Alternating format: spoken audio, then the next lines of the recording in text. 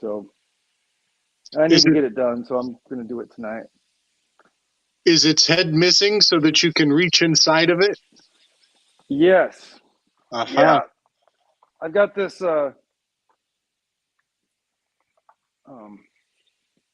It's a press. It's a. Let's see. Oh, I didn't turn it on.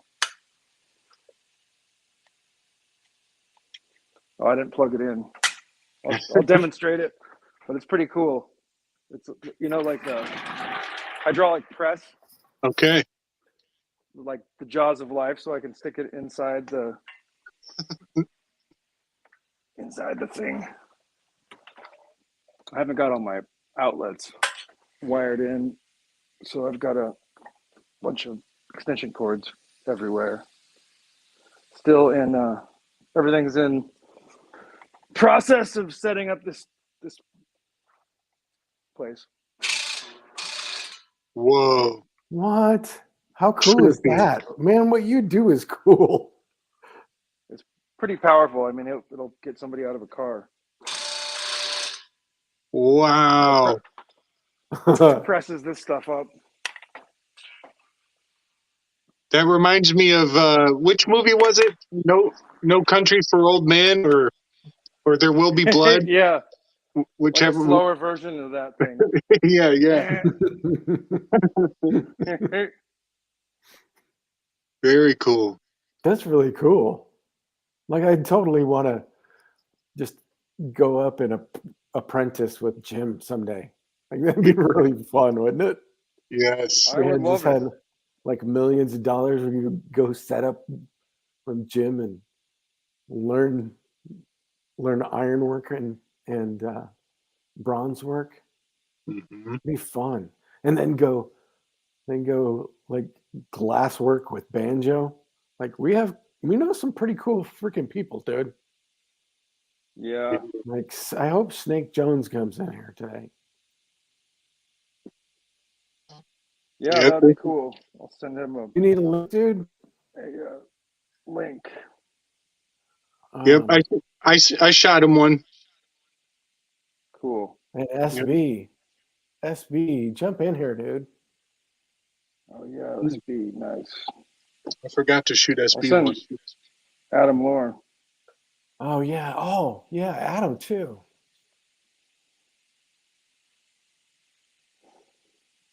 So, Gordy, today during your show, I realized that your initials are highly mercurial. How so?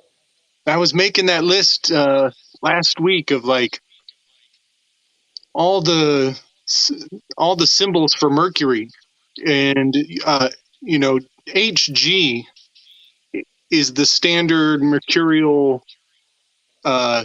symbol on the periodic table, Hg. But Mercury goes both ways. Mercury loves to go in retrograde. It goes forward and backwards. So GH is another articulation of Mercury. And so today during your show, I was thinking about it. I was like, I should have put Gordy Hamill on my graphic of signs for Mercury. Wow. Yeah.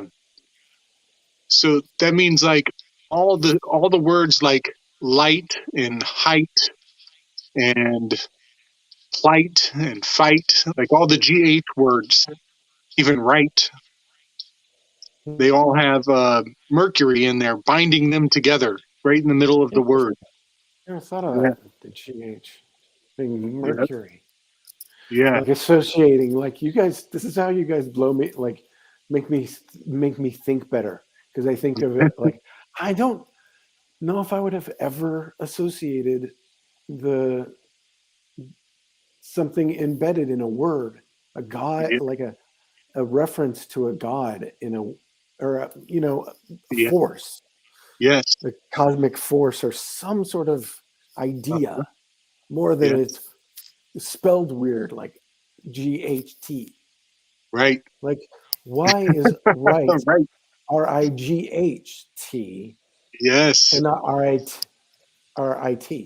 Like Yeah. the way we've spelled words is on purpose. Yeah. Yeah, I think Yeah. there's, it's that cultural separation between, like, I don't know about color and color. Hey, some Canadian people jump in here about how you spell color, and Hmm.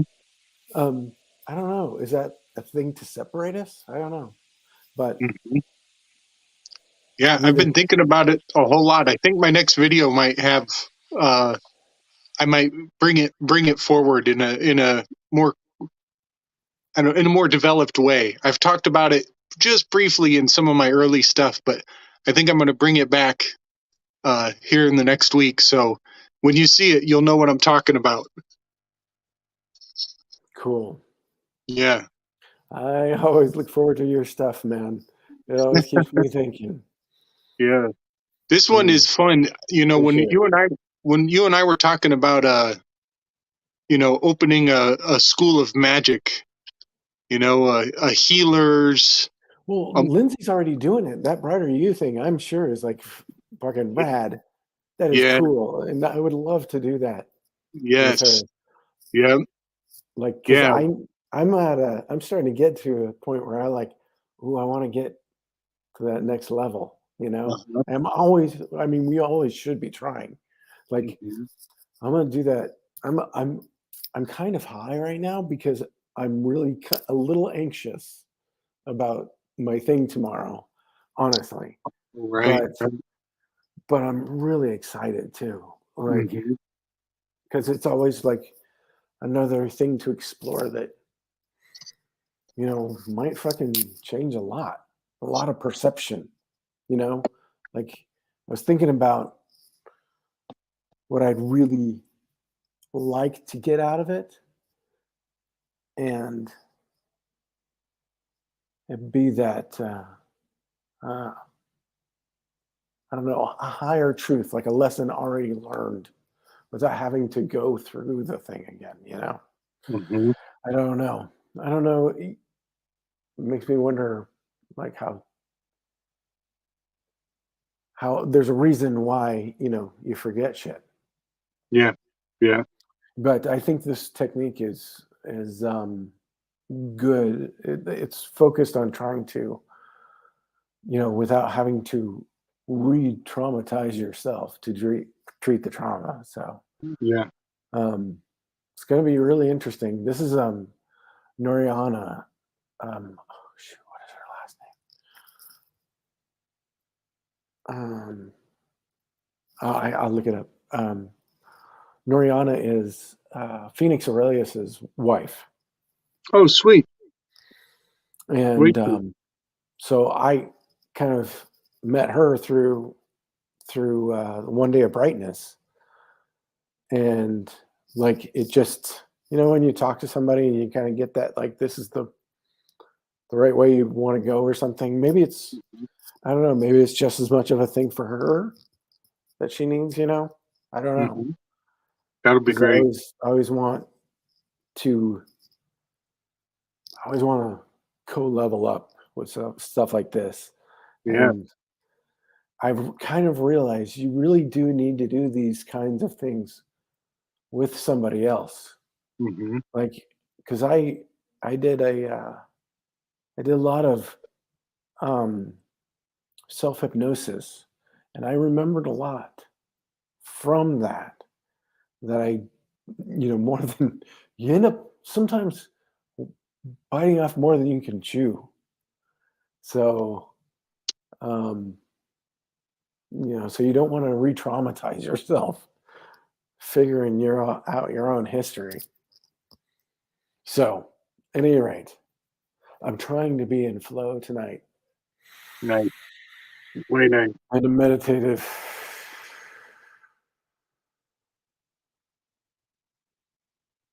Yeah. Did Let it you happen. did you watch The Shining with us? The forward. No, no, I don't know.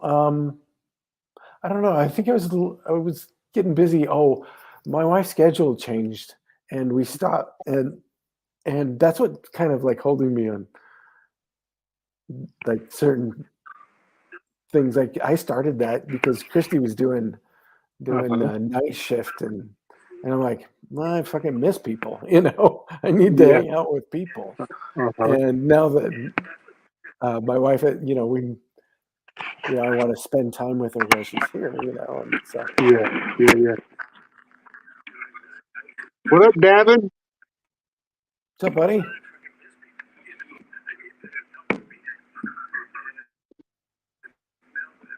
What is our creative endeavor tonight? I've got a few things I want to read. I've got an idea that I've been just kind of stewing on that I'm excited to share with everybody, and it ties into some of Tracy Twyman's writing on the money grows on the tree of knowledge.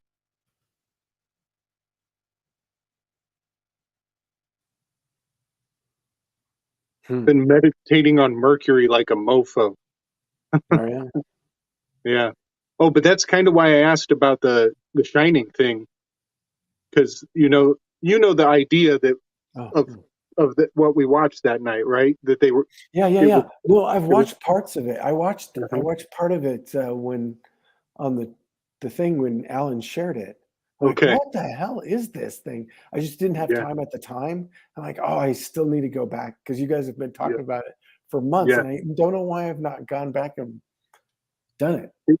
It's mind blowing. It's really mind blowing. And you know, right before we watched it, we had like a kind of a pep rally conversation, and I told everybody, I said, you know, I think that what we're about to watch is Kubrick is showing time going forward and backwards at the same time, and it meets at the crossroads in the middle of the movie, and that's going to be an X marks the spot moment, like where the time from going forward and backwards, where they cross over, is going to be incredibly significant. It's going to be like very, very purposeful and intentional.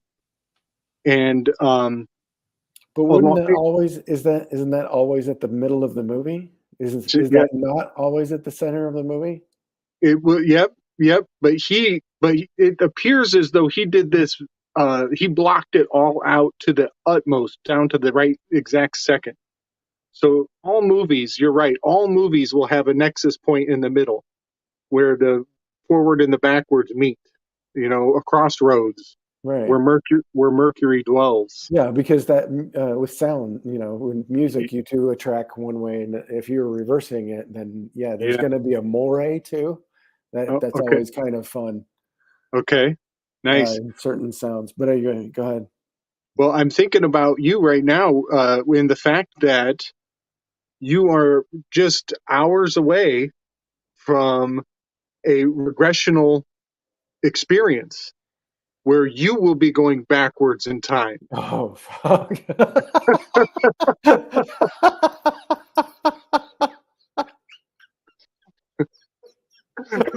I'm so glad I got high for that. They're like, what? I'm not doing it. Fuck this. Yeah. So that's just beautiful that today I was thinking about your name being mercurial, your initials, GH, being highly mercurial, and you are about to go in retrograde backwards through time. And it's going to be a good adventure, man. I wish you all the luck. Yeah. Interesting. Is that me playing back to me? I think it's Davin. Oh. Looks I muted it, but I wanted to put it on screen because it looked like he was trying to show his drawing. Oh, cool. But we're going to have to leave you muted, Davin, because it's echoing the stream back to us from you listening to it. If that's cool. I want to do some reading tonight since that's part of the intention. Yeah. So, what do you guys think? Some Dylan Secosio. That's what I've been reading a lot of lately. Heck yeah, man. Yeah. I might read for a while. What do you think? Is that okay? I might Yeah. just listen for a while. Yeah, that's Yeah. kind of the goal here is we read and we do art. And then after I read for a while, then I'll go get my art.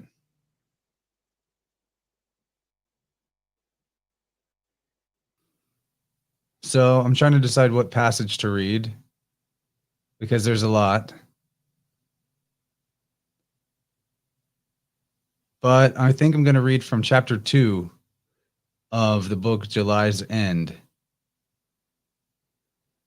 This is starting kind of from the middle. The topic is the phonetic Kabbalah, which is the mystery of language that goes between languages that reveals the fingerprints of the one cult that set up all of these different systems throughout the world. All right. Knowledge of truth requires courage. Oh, we got someone new in the chat. We'll put him on, Oh, but cool. I'm going to be reading. So if you don't mind being muted. Oh, we're getting echo from you, Chris, so you might need headphones. Hi, Chris. What's up, buddy? How are you? Okay, Good to see you, man. Good to see you. good to see you guys. All right, I'll do this. There's Jim. Can't believe he's wearing a mask, traitor. You should inhale those fumes like a American. All right. Coward. What a beta male. Just a little poison. Whatever. A real man would suck that shit right in and shit it out in a brick.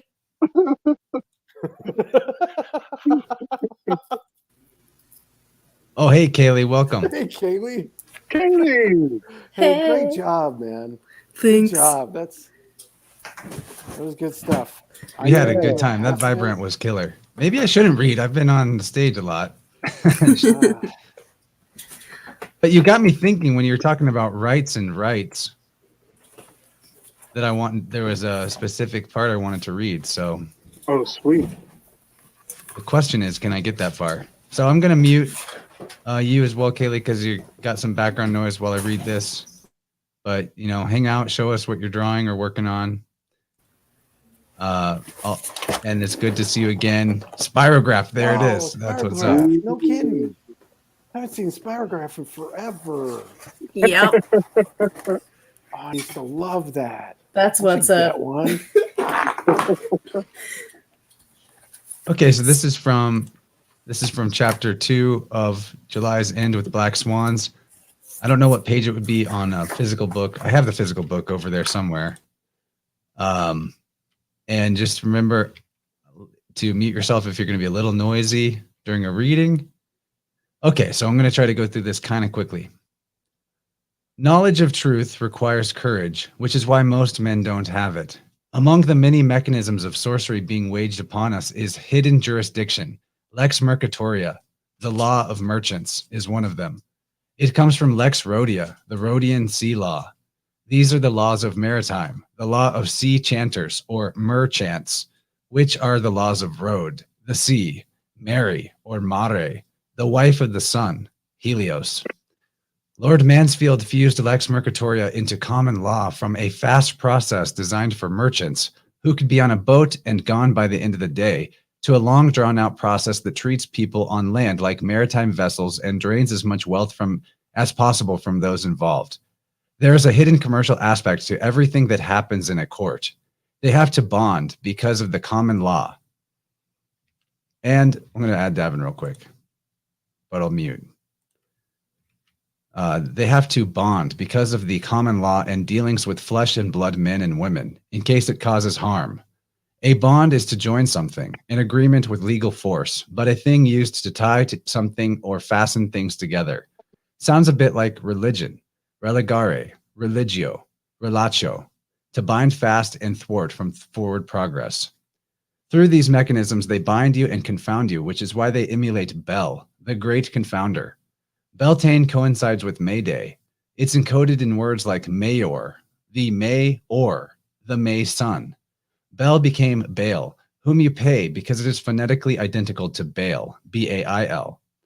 To be held without Baal, or Baal, B-A-I-L or B-A-A-L, is to be held without the sun, without physical light, without God. There is only one cult whose God is Baal. Now do you see why there are so many members in the slavery or legal business? Chaos creates a situation that enables a law of unintended consequences to commence. During that time, anything can happen, and if the minds of people are aligned with morality, harmony can be restored. The Black Magi are usually prepared for these currents and are often the source of the chaos, so they have an advantage. However, nothing goes according to plan. No thing. It is for these reasons that people develop things like Kant, C-A-N-T, a private language of the underworld, a phraseology peculiar to a religious class or sect, a language peculiar to those who wish to communicate their thoughts without being understood by outsiders. Middle upper classes forbade Kant, so its similarity to the word can't should not be overlooked. Fulcanelli demonstrated that in French, Kant is argotique, which is similar to art Gothic, and argot is the English or French word that is also a secret language used by various groups to prevent outsiders from understanding their conversations. Art Gothique is art goth, Gothic art. Kant is argot. So does that mean Kant is connected to Gothic art? This is how the language of the birds, langue verte, the green language, works. A person who speaks argot is an argoteer. An argonaut is an adventurer engaged in a quest, but when capitalized, Argonaut is a band of heroes sailing with Jason in quest of the Golden Fleece. What is the Golden Fleece?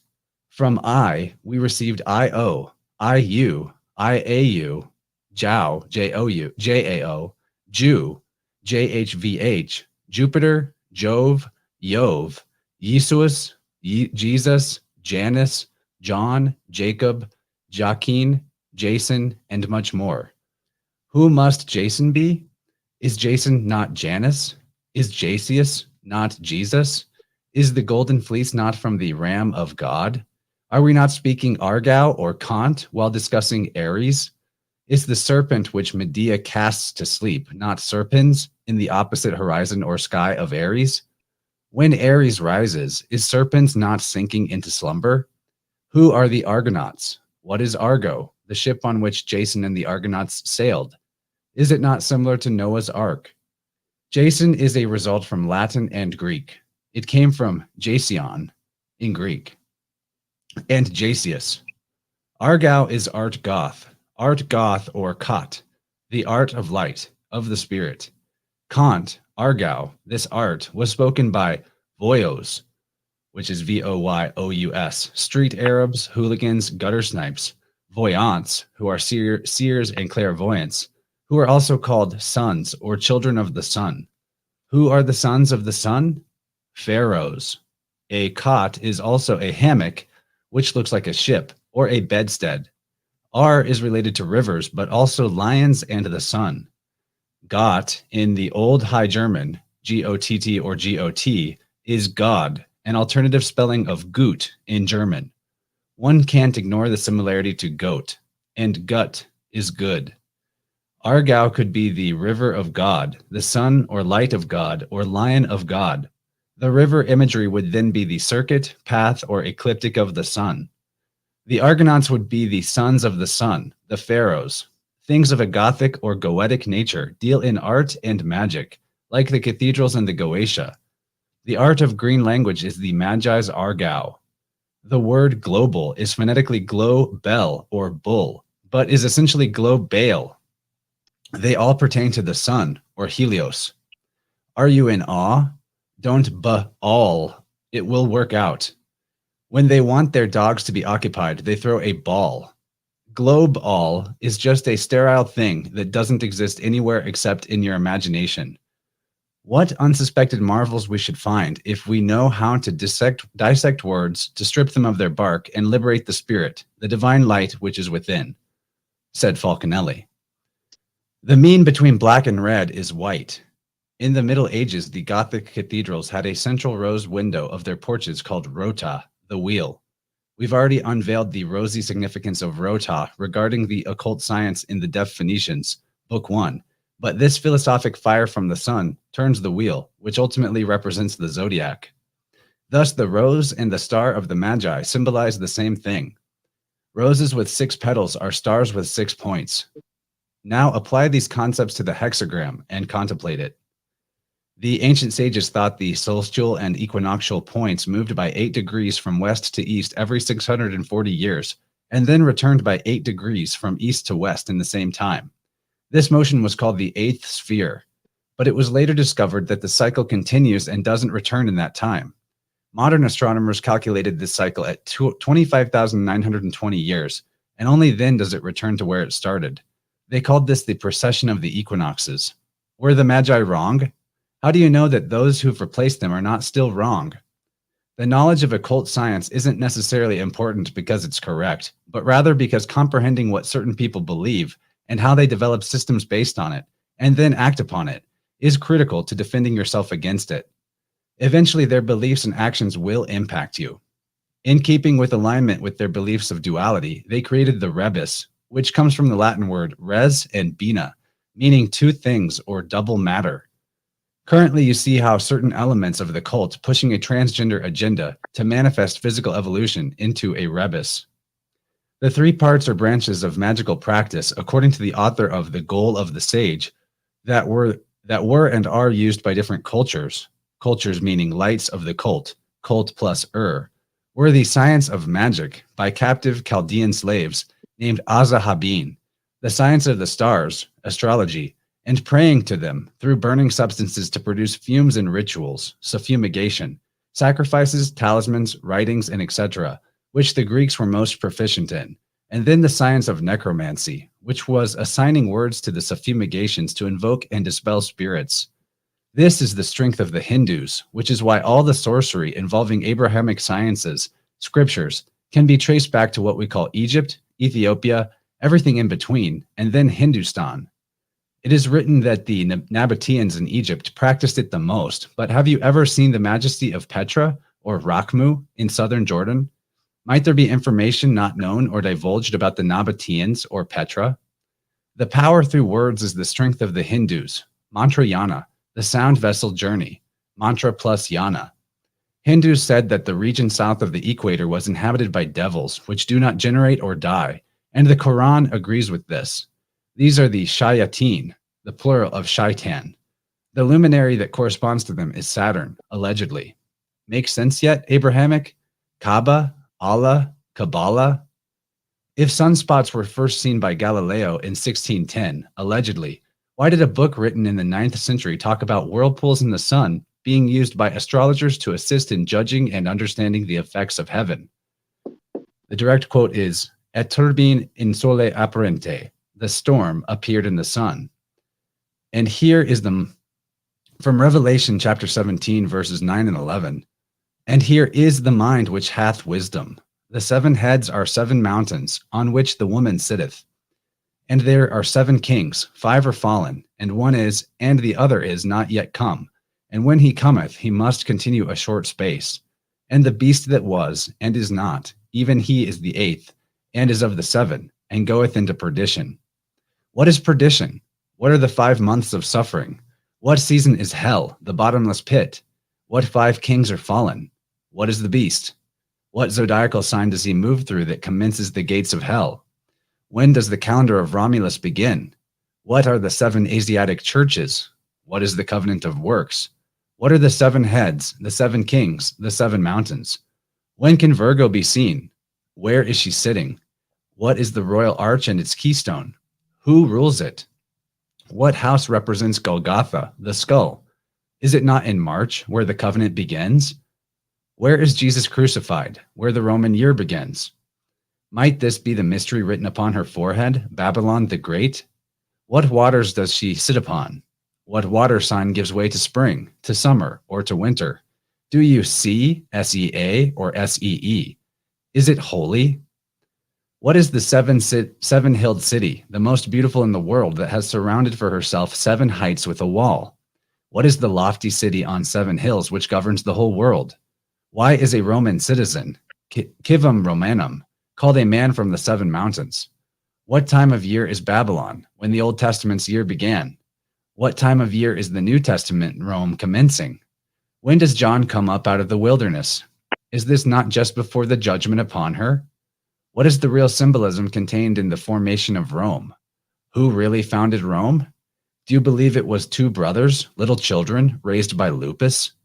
My father's name is Remus. My grandfather's name was Romulus. Coincidence?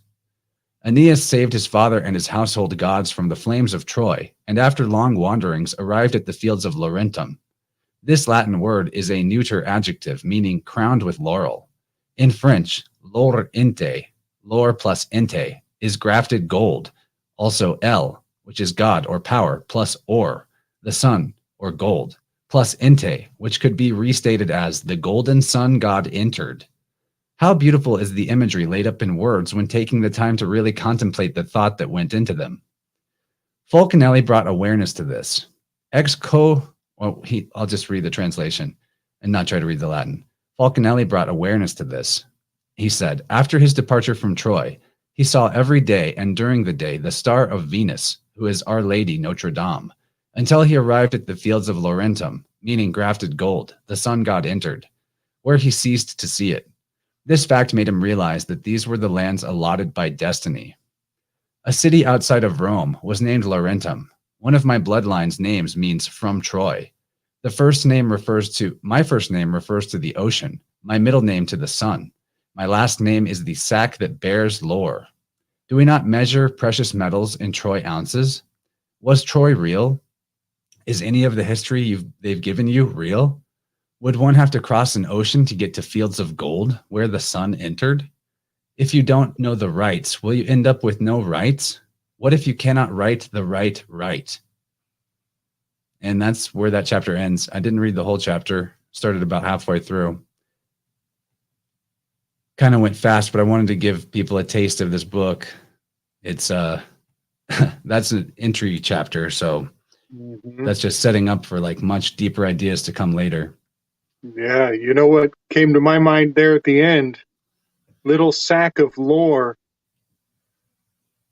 We talk a lot about a very sacred sack on this channel. That holds the gold. The Yeah, Sacocho. little sack. That's beautiful. Sacred. The red sack. Wow. Yeah, I just added Sean to the stream. I didn't know he had popped in while I was reading. Oh, What's hey, up, buddy? What up, SB? Can you guys hear me? Am I unmuted on this one? You sound good. See, I hear you. I see you. Yeah. I see you added my other camera too. So yeah, welcome. Sorry, got some business to take care of before I could jump in, but I'm excited to be here. I know what I'm going to do. I'm glad you're here, bud. I want to talk to you.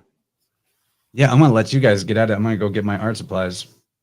And you, Kaylee, too. Yeah, that was a kick-ass stream, you guys. That was a Thank good time. Good job, man. I know, That was fun. I know jack shit about astrology. I rely on everybody else. That's okay. I'm obsessed with researching it, so you're welcome. Yeah, I Yeah, appreciate perfect. it. That's really helpful. I'm glad we got you. You made my show look good by being so well prepared. I worked so hard on that, man.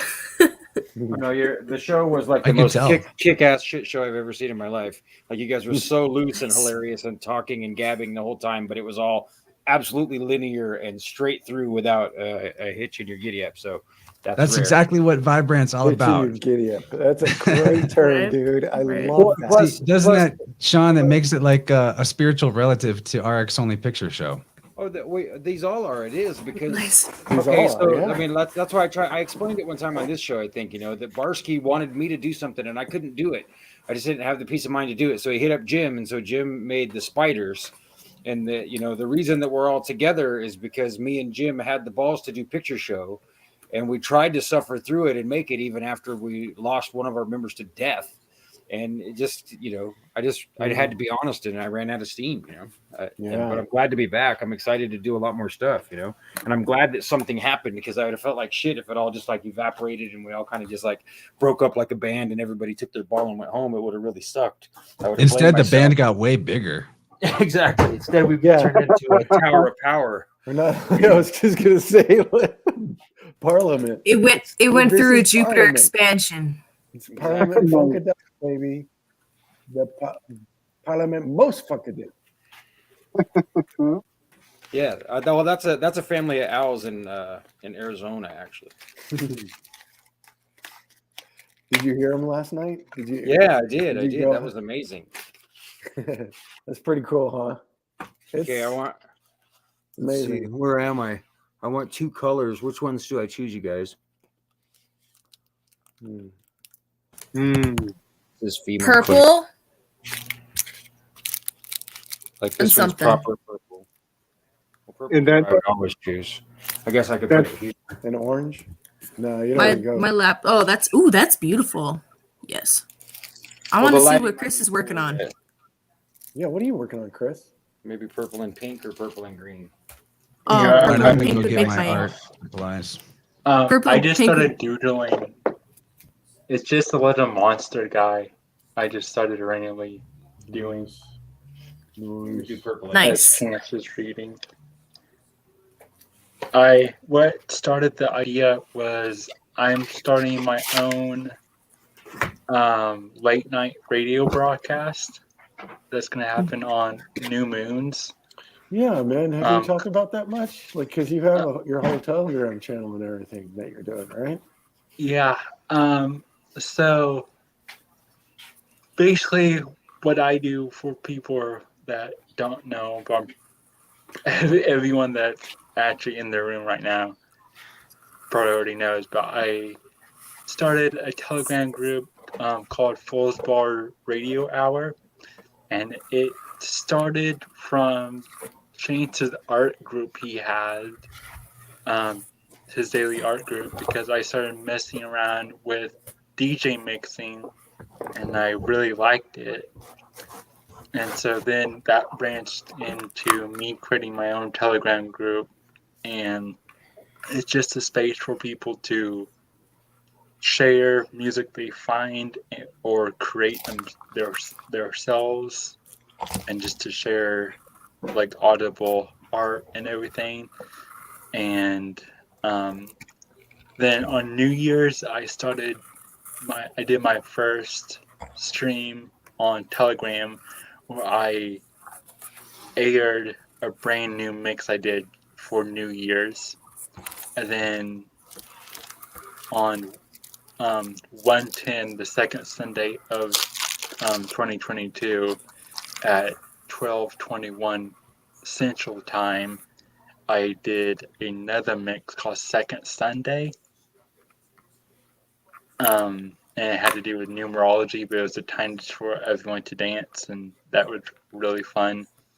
And then I was like, man, I go, what else can I expand this into in the new year?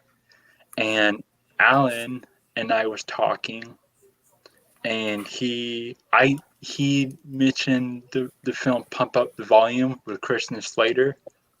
Mhm. And I've never seen That's it. the only soundtrack with the Descendants on it. That's how I know that movie, Yeah, because it has I think, what is it? Their Der Wiener Schnitzel song. It's weird. yeah. It's a really funny song too. But I watched it because Alan suggested it, and I trust Alan's input, and I really liked it. And after that, I was like, man, I want to do like a late night radio broadcast, like regularly. And Yeah, so dude. I sat on it for about a day, and I decided every new moon, I would do a late night broadcast of just music, and I would talk whatever's on my mind. And if anyone wanted to, I'll unmute them. That would essentially be like a call in. So it'd be like someone's calling into the radio station. So there might be some small weaves in there if Nice. anyone pops up. But I'll also just be playing just whatever I'm feeling and that whole late night radio aesthetic. Kind of But how this Monster Sky ties into it is in my art I made, the logo I made for it. It's a moon, but the moon is the top of a radio tower, and then all the little radio signals coming out of it is exactly the moon calendar for 2022. So That's this so little guy, badass. so this little guy, he has the giant like ear things, and I'm gonna turn them into radio towers. So that's how he tied into it. Because I was thinking on that line, so I went from there, and I just making a little monster guy because I was looking at like different like random 90s underground rape art, and there was like a theme of like little random monster guys being like incorporated into all the different art I was seeing. And so I was like, I want to create a little monster guy. So, so that's what I'm doing. But yeah, since I have the mic right now, I wanted to say I really like the vibrant tonight as well. Thanks, dude. I was actually inspired by the art that you made for your radio show with the whole moon map. I thought that was really cool. So, thank you for that. Yeah, I had fun today. Yeah, I'm glad you liked it. I dropped my pen out as I was talking, so I had to grab it. But I'm glad people are digging what I'm doing because it's just something I just started for fun. I just wanted to have a space to explore music and prove that you know there is so much power in audible creations. And because I mean it's frequency, like music and any type of thing you're getting from your ear, that's like pure frequency, where I mean all art and everything is cool, but that's frequency that's been translated into another medium. But music is like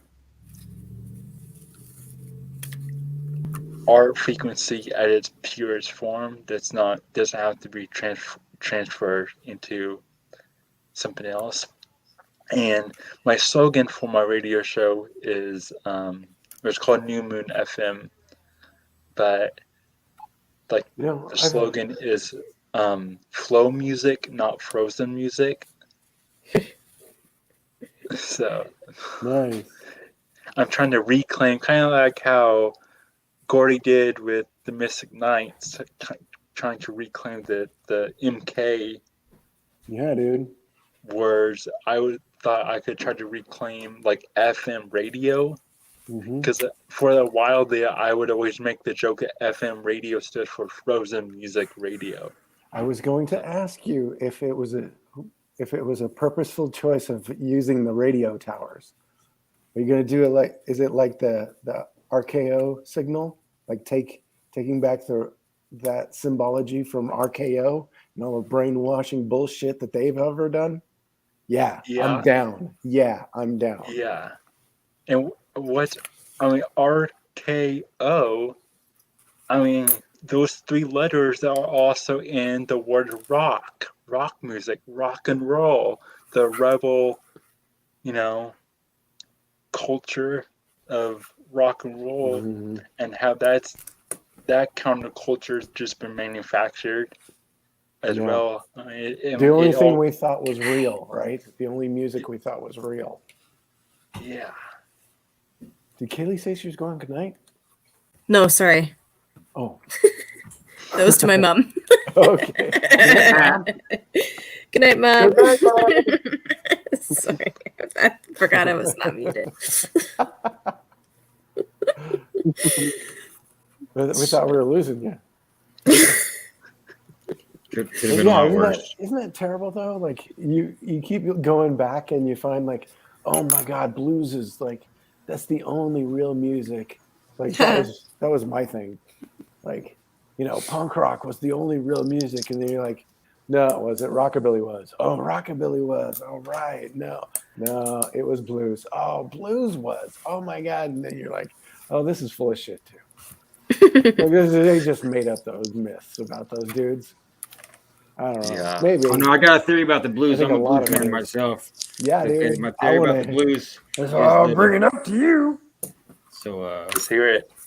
the theory of the blues I have is that all these old philandering, drunk, drug-using black men who were singing these forlorn songs of self-pity and betrayal is because they were projecting everything that they were actually doing in the underground speakeasies onto their women who were probably staying home with their children and probably raising children that weren't even their own. And so all these lyrics said, oh, where did you sleep last night? It's because where did you sleep last night? Did you sleep at all last night, sir? When was the last time you slept and bathed, by the way? Right? Oh, you knew that dude too? Oh, I'm a blues man. I can improvise the blues right now. Also, Yeah. it's small, but if you see his hand is doing the correct peace sign Right, the St. John sign. instead of this. The unity. Yeah, and for that- unity. Nice. But you're right, Sean. Like, I spent a few. And don't get me weeks- wrong, I love the blues. I idolize all those men. I've been copying Freddie King's guitar playing ever since my blues mentor turned me onto it. And it's not like that. But that's just my theory of, hey, these guys are full of shit. Because as a lyricist and a songwriter, I can tell you we're all full of shit. We're not trying to tell you anything about the truth. The song is so that it creates an energetic vibration that remains permanent in the world, and so that when someone hears it again, that they're able to extract whatever is necessary from it. Or maybe it's there to drive you crazy and piss you off too. But most songwriters are writing with the intention to help the listener, but it's not So- truth. Yeah. What is your take on the Beatles being Tavistock, Sean? Yeah, I don't I'm know. curious about that. I think being- I was, It seems Are like you the a Beatles evidence guy? is too stacked. Are you I a think- Beatles I guy? think, yeah. I mean, they say you can only be a Beatles fan or an Elvis fan, and I was raised as a Beatles fan my Yeah, whole life. Beatles. I literally Beatles. was dancing in my underoos, playing, pretending to play with my Dukes of Hazzard plastic guitar, imagining that I was going to grow up and replace John Lennon, who had died, because I was old enough to remember that, and so that was my Nice. I would stand on the couch and watch Knight Rider in my underoos and pretend I was John Lennon and show my friends No how to shit. play records when I came over to the house. The first band I ever saw was the Knack. My mom took me to see the Knack in Davis, Really? California when I was 4 years old. I went and saw the Knack. No shit. And What I year fell was asleep that? through My Sharona. Let's see, if I was 4, that would have been 79. No shit. That's Yeah, great, dude. I remember because the lady checked my coat because they thought maybe they were trying to smuggle drugs or alcohol in on the kid, because I had this Yeah. great big green army coat on because it was really cold. And I just remember imagining the woman was going to take a big marker and draw a check mark on my coat because I was just a little kid, It didn't make any sense to check my coat. Like to investigate my coat for things didn't make any sense to me. So I remember vividly imagining that she was going to draw a check mark on my coat, and then she looked through my pockets, and I was just like, "What the hell are you doing?" And then we were done, and I was like, "Oh, I guess that's check your coat." I don't understand. I can remember that very clearly. Wow. Yeah. Is that your first, one of your first memories, oldest? Yeah, pretty close, man. I know that before that, at one point, me and my mom and my Aunt Shelley's dead. Rest in peace, Aunt Shelley. We all went up in a helicopter at an animal preserve somewhere in central or southern California. And I remember it was one of these plastic dome helicopters, so you could see everything out all sides. And I very specifically remember my Aunt Shelley encouraging me that I should go ahead and sit by the door because she was uncomfortable because the door was only fastened with a cotter pin. And I was perfectly Yeah. happy, of course. I stood with my What? hands. I remember I stood with my hands on the plastic and just looked out of the helicopter. You know, I remember Wow. seeing there was like a river, and I don't remember what animals, but I mean, I was probably only 2 or almost 3 at that point. So that's my oldest memory I can remember. That's pretty intimidating as a kid. Like helicopters scare me anyway. Oh, they should. They freak me Helicopters out, aren't like, they're man. not like airplanes. There's something else, No, man. no, that, no, you know, no. No, If they're like you not. tried to invent them for the first time now, they would just outlaw them. They'd be like, nope, those were legal. Nope. Yep. Right. Too dangerous. We are not letting that technology go. Yeah, because they're Any crazy. further. Yeah, when I was born, they had to take me into a helicopter to another hospital to get me looked at by different doctors. But they had to transport me via helicopter. Yeah, that's That's a common like thing. a I'm glad that they were able to, so that you can be all right. It's a good thing. It was insane. I don't have memories of it since I was a noob, like a newborn. Yeah, but Total apparently it was noob, literal noob. yeah. But apparently it was a crazy thing from what my family has told me. So I've got Tracy Twyman's Money Grows on the Tree of Knowledge. That's the book that Oh. got me hooked. I'm gonna mute myself and try to figure out what I'm doing with this clay while I listen to it. Right. And I read this last month. It is a nice, easy, smooth read, and it's the kind of thing I'll probably go back and read again fairly soon, just to drill it in. But after reading this, I'm going to do a little pre-summary, and before I read it.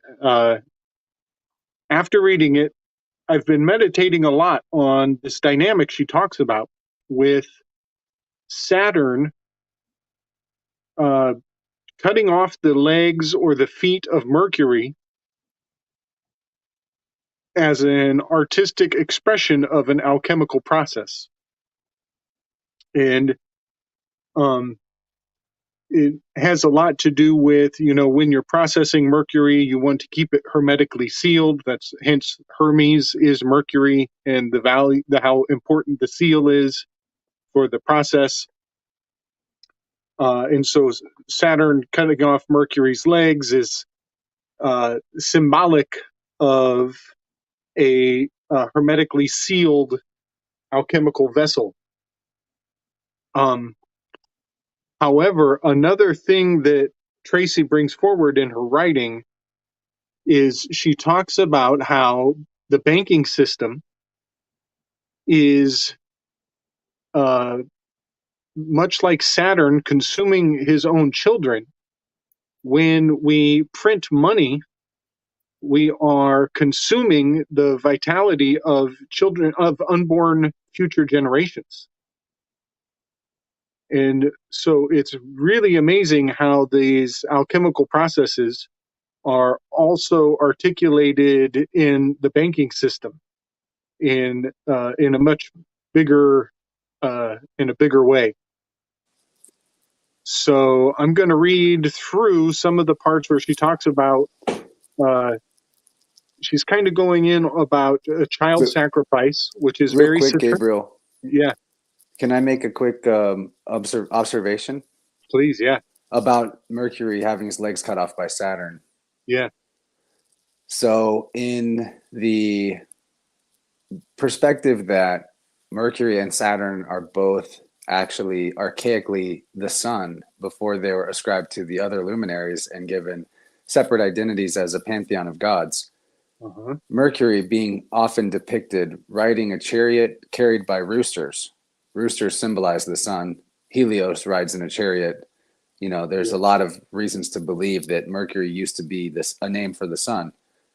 The legs in the sky clock are associated with Sagittarius in the thighs. And the sign that follows Sagittarius would be Capricorn, which is ankles, right? But wow. So when Capricorn cuts off the legs of Sagittarius by being the next sign in the sky clock, that could be Saturn cutting off Mercury's legs, possibly. This is not based on anything specific other than a general sense that we can maybe tie a lot of these mythologies back to all being solar symbolism and zodiac symbolism, which of course, when we're talking Saturn and Mercury, they are to a degree, but that they're all the sun and wearing different masks or as a different character at different times of year. Yes. That's super Ab- interesting. I just want But to it doesn't know. take it away from having some kind of alchemical significance in a process laboratory meaning too. These things are layered, multiple meanings. Capricorn's the knees. Just saying. But also, Oh, sorry, I got that mixed up. Aquarius That's okay. is ankles, right? so yeah, something like that. That's okay. That's all good. That's cool. no- That's really cool. yeah, I think it all yeah. ties together. Yeah, he kneecaps him. So all of this has been kind of, expressing itself now that it's in my mind in various ways. But I want to bring forward the scene where Anakin and Obi-Wan Kenobi are fighting on the volcano planet. And Anakin is about to make that leap. He's about to make that jump. And Obi-Wan tells him not to do it. Says, I have the high ground. Right before Anakin makes the jump anyways, and Obi-Wan's forced to chop his legs off. And I want to point out what's been in my mind is the HG. Mercury's sign is the HG, and Obi-Wan says, I have the high ground, the HG. And so I just have been thinking about that a lot lately. And ever since I've had all these Mercury signs like standing out like sore thumbs, now I see movies in a whole new light. They are, I mean, they're even on a volcanic planet. They're like in the alchemical crucible. They're in the flame. The process is being articulated and dramatized even. Hey, did anybody send Alan Marcus a link? I I did did not. specifically send him one, but I don't know if he saw it. He may be offline right now. AFK. Yeah, yesterday, I briefly chatted with him in a different Telegram group, and he said that he's been keeping his phone off recently, so he's missing certain things because of that. So he's So, in the hey. IRL right now. So I'm going to start in the book Money Grows on the Tree of Knowledge by Tracy R. Twyman. And I figure page 111 is a nice page to start on. And one thing that when I read through this, reading through her work, I see everything with the placenta casserole goggles. And so now you can't unsee it. It's now I everywhere. can't unsee it. And so Yeah. a lot of what she's talking about with like the eating of young and the eating of children, I just have to say it in advance. I do believe that there's an industry for those tissues, for that flesh. And so, when she talks about the eating of actual children, I think she is quite correct. But I think there's a booming industry going on in a way that we may never fully be able to put our finger on. Yeah, man. Sabak has so much information about the sacrifice of the firstborn, but he may be completely missing a key to the symbolism that the firstborn is the placenta. You got it, buddy. It's And amazing. it would be a great way to demoralize the population if you had to cause them to throw the placenta in a fire and not allow it to be honored properly. Yes. Yeah. She does. She goes into the cremation of care, things like that for Yeah. sure. Oh, Yeah, we got to okay. take that symbolism back, man. Yeah. Hey, like that's fun. Look how pretty. I've always thought like spirographs have always been like natural design to me. Like, I mean, clearly it is. It's geometry, but like I remember thinking that this is nature, and then when I saw, I learned what the golden ratio was. I was like, oh, of course. Like, and no teacher showed us that. Come on. Hmm. Why not? This is just observation of nature out everywhere. It's everywhere. Fractals are everywhere. You see them in cymatics. Nobody told us about cymatics when we were kids. Hmm. That you extrapolate a cymatic going up a scale, like that turns into a fractal. And a fractal is what nature is designed on. But no, we got to put some fucking person in front of the theory. So like fucking Einstein or another dipshit that doesn't think we have a soul. Uh, I just, what most people, the understanding of the rest of the world is beyond me. I don't know. Yeah, But that's why you guys get me all my thinking. You're a beautiful soul, Gordy. I appreciate you. Kaylee, I appreciate But you. I really want to listen to this Tracy book. Oh, I'm sorry. I am so sorry. You're right. I'm like, he's got the book. Come on, I want to hear. I'm so sorry. I've never read it, so I'm a stoked. little high. Okay, so I'm going to go back one more page. I'm going to start on page 110. 109. Page 109 at the bottom. Supposedly, since the death of Christ, all need for blood sacrifice has ceased, and God now only demands tithes to the church to appease him. Every Sunday, priests and pastors across the world tell their congregation that they will be blessed with prosperity, health, and safety from evil if they just give 10% of their income to the church. There is no further need for either child sacrifice or animal sacrifice because the sins of all mankind have been washed in the blood of the Lamb Jesus. But there have always been those who see in the rite of child sacrifice a power that can be utilized for practical purposes. There are veiled references to child sacrifice in allegories of alchemy, and particularly in the work attributed to Nicholas Flamel regarding the Book of Abraham the Jew. We can see this in the hieroglyphic pictures from it, which he had reproduced in stone at the entrance to the Cemetery of Innocents just outside his home in Paris. In the annals of alchemical research, from medieval to Renaissance times, each coded manuscript that has been written describing the process has done so in its own way, with its own set of symbols. To this day, almost none of them have been fully decoded. However, there are certain commonalities to be found amongst most of them. As we know, Nicholas Flamel's manuscript made use of an image of Saturn cutting off the feet of Mercury. One of the other images in Flamel's manuscript also involves Saturn.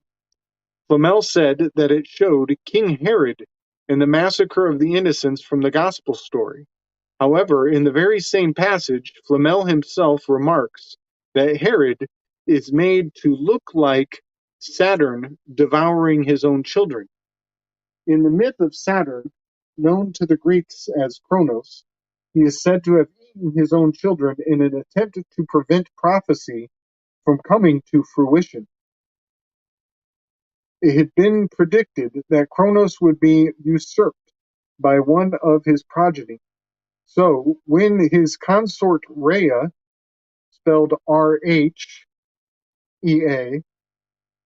gave birth to their children, she was ordered to hand them over to her husband immediately to be devoured. Zeus managed to escape the massacre because his mother, Rhea, gave Kronos a stone wrapped in swaddling clothes and told him that it was their son. Zeus was then raised in hiding by a she-goat named Amalthea, Amalthea, Amalthea. Kronos was in fact just continuing a family tradition. His father, Uranus, had likewise resented his children, the Titans, and imprisoned them underneath the earth in order to keep them from threatening his rule. Since his consort's name was Gaia, or Earth, this really means he was imprisoning them inside of her. Indeed, some versions of the story refer to Uranus shoving his children back into their mother's womb as a way of jailing them. It was Gaia who then put Kronos up to the task of slaying his father, and she gave him the sickle to do it with. It thereafter became one of his signature fetishes, associated with both his patronage of agriculture and his role as Father Time, the reaper of souls. When he grew to manhood, Zeus disguised himself to become a royal cupbearer to his father's throne.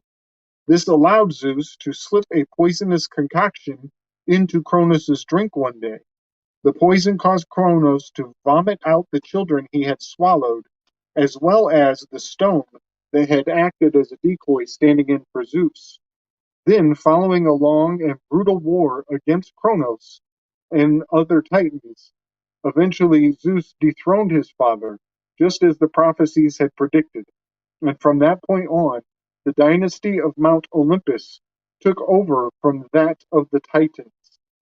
The decoy stone became known as the Omphalos, the navel of the world, and was used for oracular purposes at Delphi for centuries to come. Interesting that it's oracular. It's the stone that they speak from, but it was also the stone that was eaten to cause the usurpation. That's interesting. Yeah, and ore is sun and gold. Nice. I say that as I'm coloring a sun on my artwork. Nice. Oh, real quick point out too. He Yeah. was in swaddling clothes, Yes. just like other solar deity, because Yeah. Zeus is a sun god. He's Jew pater, Yeah. and he was hidden with a goat, just like Jesus born in a manger. Bada boom. J Zeus. Yep. I have heard from other writers that the stone was rumored by some cultures to be magnesium, because magnesium has the ability to influence things from afar, which is a random trivia. Which reminds me, I need to take my magnesium. Uh-huh. I'm going to do that right now. Interestingly, Saturn's reign was called in Roman myth the Golden Age, when all of the wealth of the earth could be obtained without labor, and nobody had to work for a living. Everything was held in common, and there was no need for written law. In Virgil's poem, Georgics, Georgics, Georgics, he wrote of the Golden Age. Fields knew no taming hand of husbandmen. Fields knew no taming hand of husbandmen to mark the plain or meet with boundary line. Even this was impious for the common stock. They gathered, and the earth of her own will, all things more freely, no man bidding bore. Likewise, in Ovid's Metamorphosis, he wrote, "The golden age was first, when man yet knew no rule but uncorrupted reason knew, and with a native bent did good pursue, unfrocked by punishment, unawed by fear. His words were simple, and his soul sincere. Needless was written law, where none oppressed. The law of man was written in his breast." And here I just want to make a little personal side note. The writing of Ovid is so beautiful and seemingly perfect in English, in its English expression, that I have a hard time believing it came from Latin. But that's just a side note. So Saturn ruled over a golden age of anarchy when rule was not even needed. This may explain why his festival of Saturnalia, celebrated at the end of December, was a time of temporary libertinism, much like Carnival. It was seen as a ritual homage to this mythical golden age. 7th century Greek poet Hesiod, in his Works and Days, described the golden age as being followed by a silver age, the Bronze Age, the heroic age, and the Iron Age, each ruled by a different race of beings. There is a connection here with the Freemasonic and Neoplatonic Enlightenment philosophy that inspired the creation of the United States. The Great Seal, seen most famously on the back of the $1 bill, contains the words Novus Ordo Seclorum, translated variously as New World of the Ages or New World Order. This is supposed to have been inspired by a passage from Virgil's 4th Eclogue, where he again speaks of the Golden Age, this time prophesying a return of a new Golden Age in the future. Now the Last Age by Cumay's Sybil Sung has come and gone, and the majestic roll of circling centuries begins anew. Astrea returns old Saturn's reign, with a new breed of men sent down from heaven. When Sir Francis wrote The New Atlantis about what he believed to be the spiritual destiny that lie ahead for the new world of the Americas, he described the continent as one day being the seat of a philosophic empire. This would be a nation of free-thinking men working together as equals to pursue the mysteries of the universe.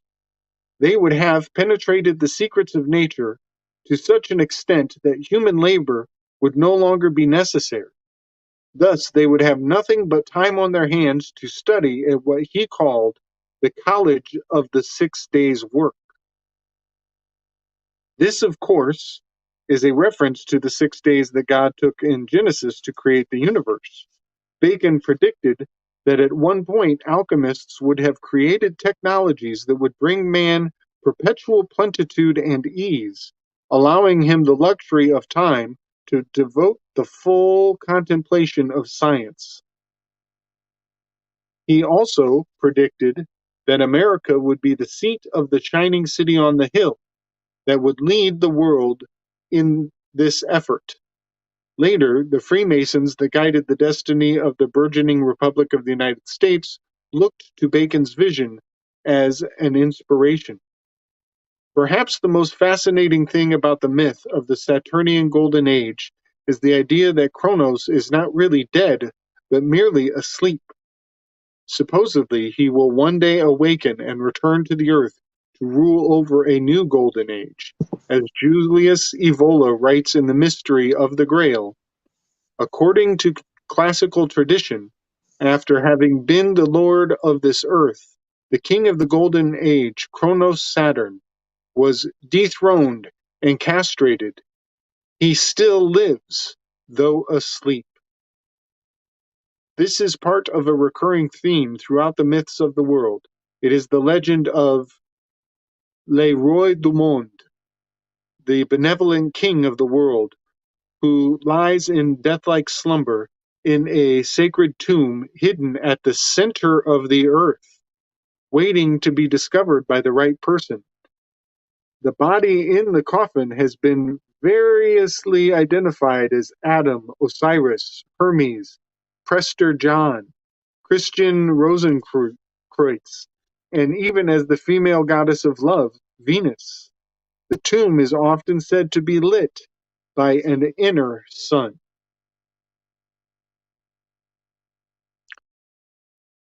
Is that good? You guys want me to keep rocking? Yeah, keep going, but I got to chime in and say we should write a sketch where all of those gods and goddesses you just described are telling their side of the story of why each one of them is the actual person asleep in the middle of the earth and how they're either offended or think it's funny that the other person is named.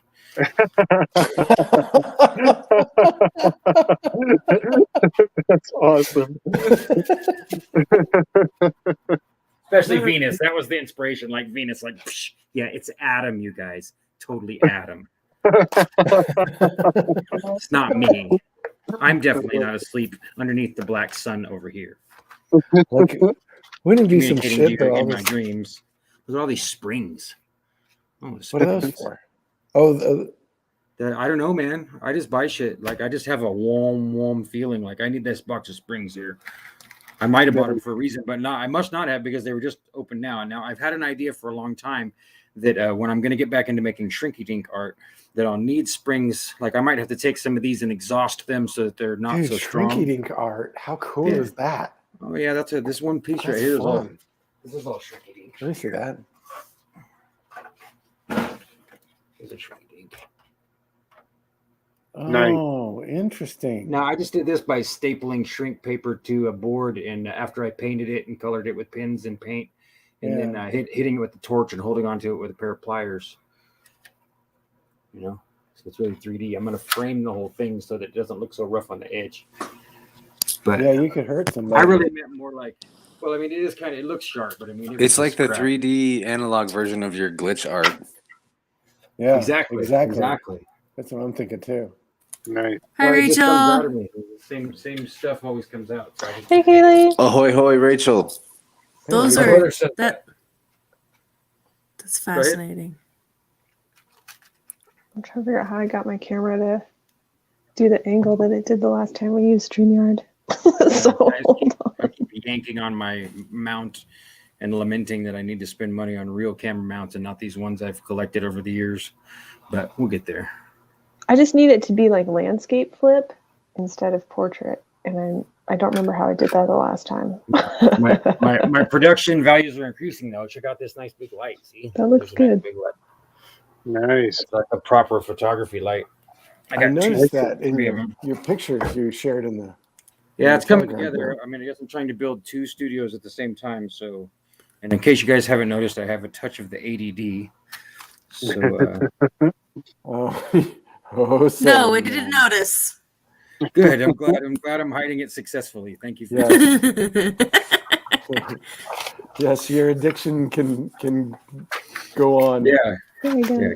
That's right, Sean. Carry on saving those paper bags. You'll use them for something.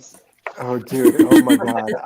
I am terrible about that stuff, man. I would be a complete I hoarder don't know if that's if not for my you can wife. see that or not. Classic Taurus. Yeah. Yes, this might be important later. I will use this. 10 years Let later, it out, I'm I gonna told use you it. so. See, I told you this would be. Didn't you say, this would be Sean, you had important. a Scorpio ascendant or Scorpio moon? No, I'm Scorpio Sun. Scorpio sun. Leo Ascendant, and I'm pretty sure I have a Virgo That's moon. what it is. Yeah, that's Scorpio. The why I Scorpio have these Taurus man. We feminine love to little hold on to hands. things. I was just Oh, talking no, yeah, about that with somebody. I'm asserting my control over the entire known world. That's right. We have to take it back. Not so that we I'm have to crowding start- myself out of this very room or anything. It's me controlling everything effectively. God damn it. That's right. That's how we take over the world. We do it one baby steps, man. That's right. One baby food Tiny, jar tiny lid baby. at a time. Exactly. Oh my gosh. But Cool it's a glass Tupperware. jar, so it's a good jar. Right. Me and my Right. girl really struggle with It's that. true. We have to have regular It is. conferences about going ahead and throwing away something that's glass. Oh no, I get it. It's Yeah, hard. I get it. Yeah. I get it. I get it. So instead of just heaving it all out of the cupboards and throwing it away, I'll heave it all onto the countertops, and when she gets home, we'll have a conference. If you agree, we need to let go of this shit, right? Is there any of it that you want? I'm laughing because that sounds like my Hey. household. You've seen that meme You about start the missing mason jars? I'm like, okay, plastic yogurt containers? No, get them the F up. The glass ones? I could use that for my herbs. Oh, Yeah, jar- that's true. Right. You I have a if problem you, with if you live saving around the- witchy women, especially, you should just be Oh, very shit. smart and observant of mason jars. If you don't know, ask is a really good policy. You drank my spell. It's not a sentence that Shut- you want to hear. Sean, that sounds like marriage. Sounds like- That Exactly. sounds like an experience of a story I want to hear. I'm just talking about other people. Do go on. Honey, Yes, I drank please, your Sean. potion. Honey, I drank your potion. Which one? That sounds like a reboot of Honey, I Shrunk the Kids. Honey, Yeah, I that's Shrunk what- the Exactly. Kids. Exactly. I want to see this movie. That's That'd be hilarious. great. Oh my Speaking God. of Yeah, Tracy, could be. though, Gabe, was you around when we made that meme, the gif of Tracy turning to Morpheus? Yes. That was awesome. Yeah, I think I saw that one. Yeah, that was great. Super appropriate. How well that matched up was just so funny. I didn't Yes. see that. Was that in the movie group? Yeah, so we watched. I'm sorry, dude. I should be more attentive to that group, man. We miss you, but we understand. Like focus, man. I gotta focus on things I can focus on. You know what I'm saying? No, but Yeah. I keep But we hearing this watched- vibe from everybody of like having some kind of yearning or wanting or either regret or responsibility towards things. But I think we've finally got a group of people where it's okay. You know? Yeah. You know, if Yeah, Chance wants to exactly. play Skyrim, it's okay.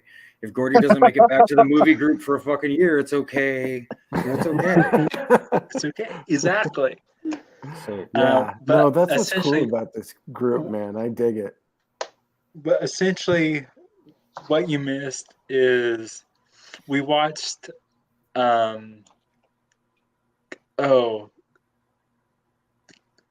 What is it called? Conspiracy something. It's that. I totally forget what it even was. Oh, was it the Mel Gibson movie? Mm. Conspiracy We Theory? watched that, but we also the theme of that night was conspiracy, and we ended up watching multiple things. And the last thing we watched had Tracy in it, and she was talking, but she was wearing glasses that was Morpheus's glasses. Oh, interesting. Oh no. So didn't- I took it and Oh. I overlaid it with a picture of Morpheus, a screenshot of Morpheus from the Huh. movie. the first Matrix movie, That's interesting. and then I laid the two images over each other and just went up and down over the opacity and screen recorded it. And then I synced it to the group, and I was like, someone turn this, because it was a video file. I was like, someone turn this video file into a GIF. And Alan was like on it. And like in seconds, he turned it into a Dude, GIF. that guy's amazing. Yeah. And I was like, thank you. Ow. So now we have a GIF of Tracy morphing into Morpheus. Which is Huh. so appropriate for Yeah, it multiple is. conversations. It's funny. It made me think, Great. red pill, blue pill, you just ate the baby pill. Yeah, exactly. Oh my gosh. But yeah, update on My Little Guy. I created a mascot now for my radio show. Oh, nice. And I'll read it to you because you probably can't read it.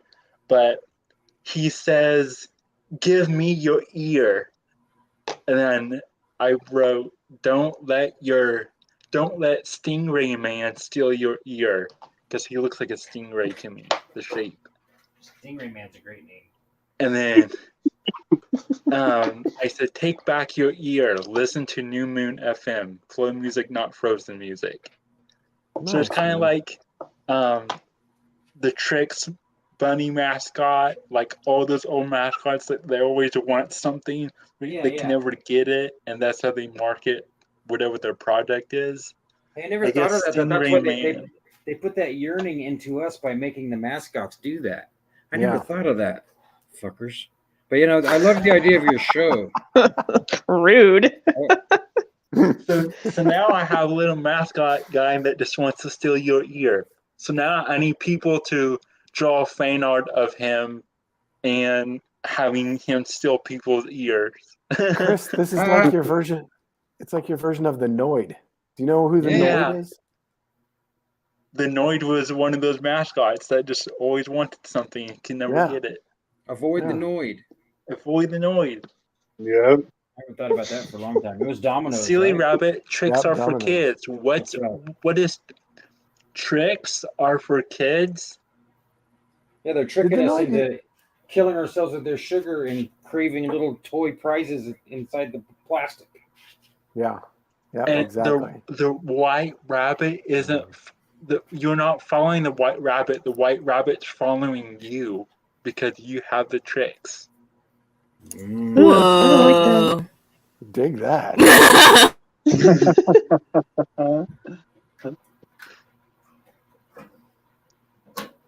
All right, I'm going to pick up. We're on page 122. Unless anybody else has something they want to read. Go on. I want to hear more. Okay. No, this is awesome. Keep going. Okay, so yeah, we just left off on talking about the inner sun and the body that is hidden in the center of the earth. In alchemy, the lead, or prima materia, identified with Kronos, is sometimes called the black sun, or the hidden stone. There is a famous alchemical mnemonic maxim hidden in the word vitriol that reads, Vista interiora terre rectificando in viennes occultem lepidium. This is Latin for visit the center of the earth. There you will find the hidden stone. The graves of Hermes Trismegistus and Christian Rosenkreutz, the mythical founder of the Rosicrucian Brotherhood, are both said to contain this hidden stone. This corresponds to a folk legend popular amongst cultures of the Himalayas, pertaining to an alleged underground kingdom populated by a quasi-human race of beings and lit by a black sun that resides at the center of the earth. Adolf Hitler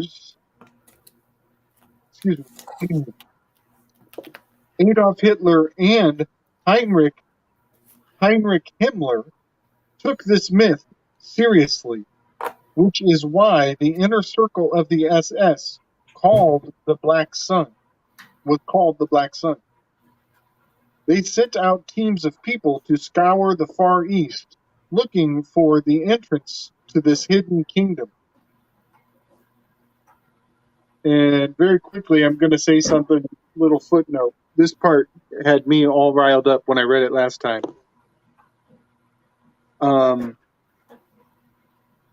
So those individuals who went in, those Nazis who went into the Far East looking for the entrance to a hidden kingdom, I think she gets to it eventually, they return with an object that is contained within a shoebox. And as soon as I heard that, my imagination caught fire, and I was quite directed in my thinking to recollect the myth of Joseph Smith when he is said to find the golden tablets of the book of the Mormon Bible. There are very obscure accounts that when Joseph Smith pulled those tablets out of the earth, his hand was stung 3 times by an albino salamander. Interesting.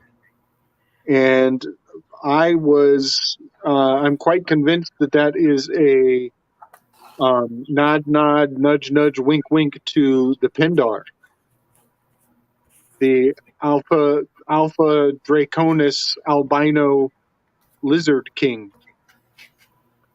But Masons, they have many obscure legends of salamanders being elemental familiars. We covered it a little bit on the episode with Tracy when we talked about Mark Hoffman. Is that the man's name? That the forger, bomber, Mormon guy? Yeah. Yep. Just so you guys know, just as a footnote, I'm not trying to really interrupt you because I want you to go on, but yeah, we definitely covered the salamander to some degree. I don't remember what, obviously. I haven't watched it. Yeah, there's that. I did it live, so. Yeah. There's that documentary about that dude on Netflix. Yeah, go ahead. Sorry. Yeah. So I also, other legends indicate that the Nazis, they allegedly found the Pindar and set the Pindar free.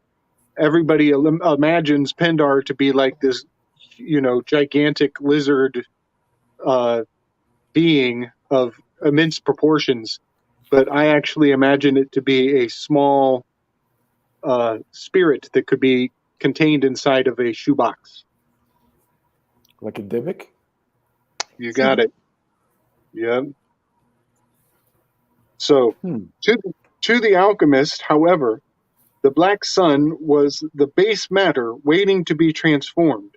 As Evola writes, in Hermetic tradition, Saturn, Kronos, is the deceased who must be resurrected. The royal art of the heroes consists in freeing lead from its leprosy, namely from its imperfections and darkness, transforming it into gold, thus actualizing the mystery of the stone. If we turn our attention now to the European myth of the Holy Grail, a pattern begins to emerge.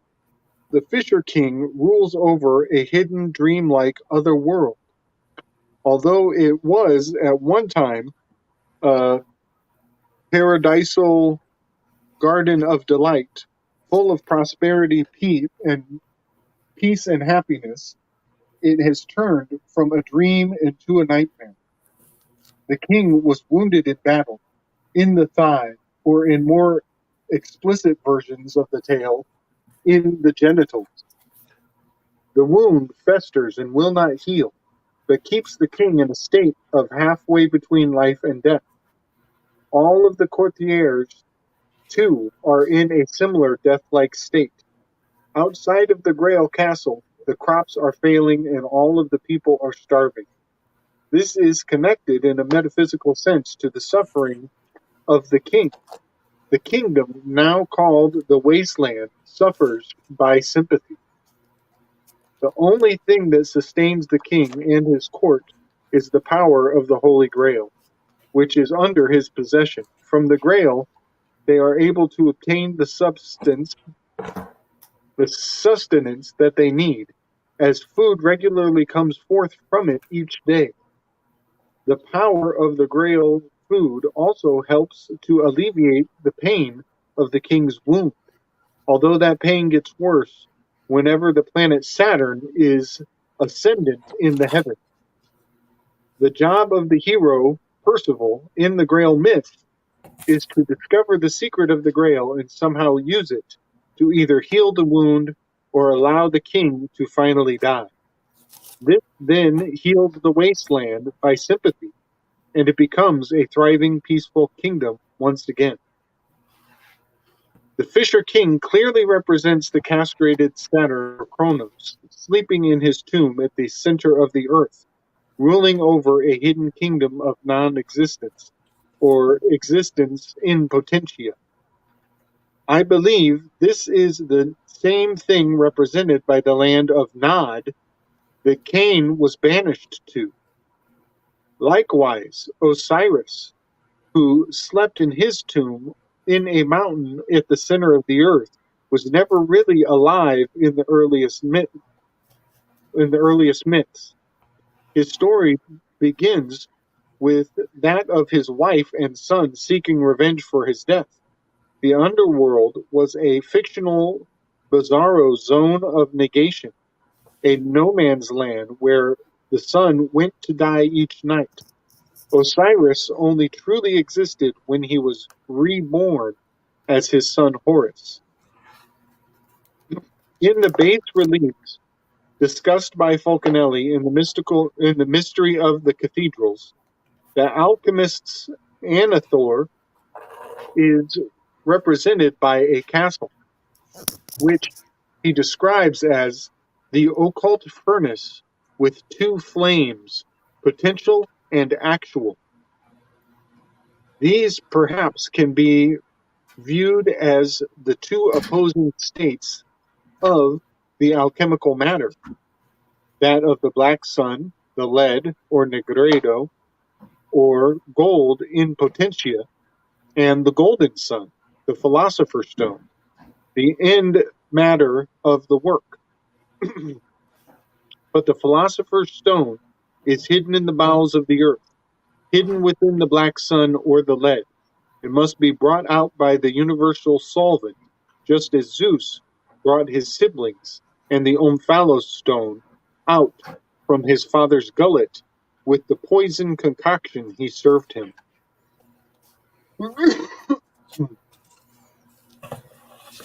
And we'll call it there. You started on 111, is that what you said? What page, Yeah. 111? Okay, Yeah. just as a reference. I haven't read that, but that was the book that really got me massively hooked on Tracy, because you got that PDF free when you signed up for her email list. Totally trippy synchronicity across years. Okay, I didn't realize this until later, but I'd signed up for Tracy's email list and received that book on April 1st.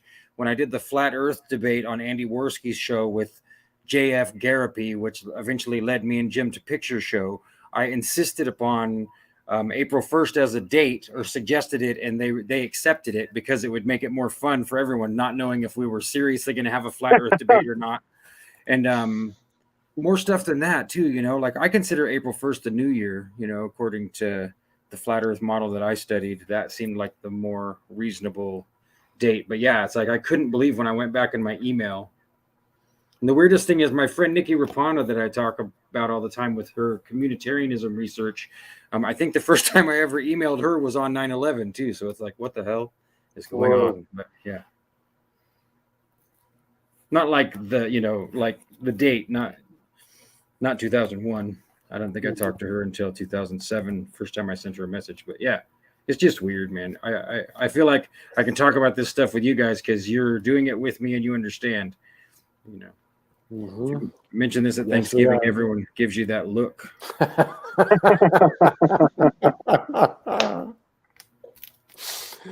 Yeah, I love talking to. Speaking of things that'll give people make people give you that look, I was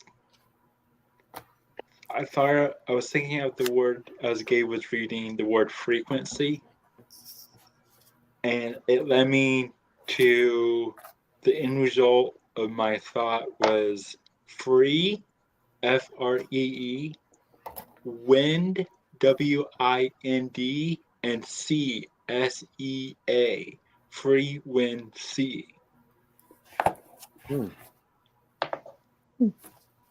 Nice. Let's see. Somehow that seems to go with your radio show that you're starting, but my brain's not really giving me any specifics. But free wind, sea, and not frozen music. But did you call it free music? Free I music, call it not flow music. flow but music, not frozen music. Free Yeah. wind, sea. I don't know. Well, because I like the.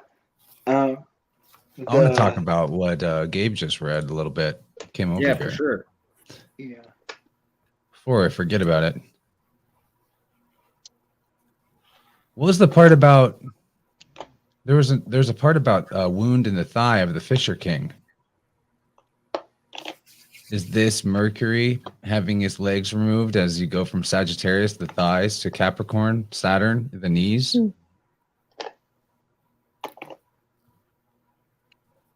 Yes, she does go into that here. She goes back to the Fisher King here next. And there's somebody in the Bible who is like, oh no, it's in Greek mythology. It's like isn't Demeter stored in the thigh of Zeus? Yeah, that's right. Pretty sure you're right that it's Demeter. Yeah, She's gestated and birthed out of his thigh. yeah. I think she's about to go into Oh, that. right. It's Minerva. right. It's not Demeter, Minerva. it's Minerva. Okay. Minerva. Hey, okay. Okay. That's right.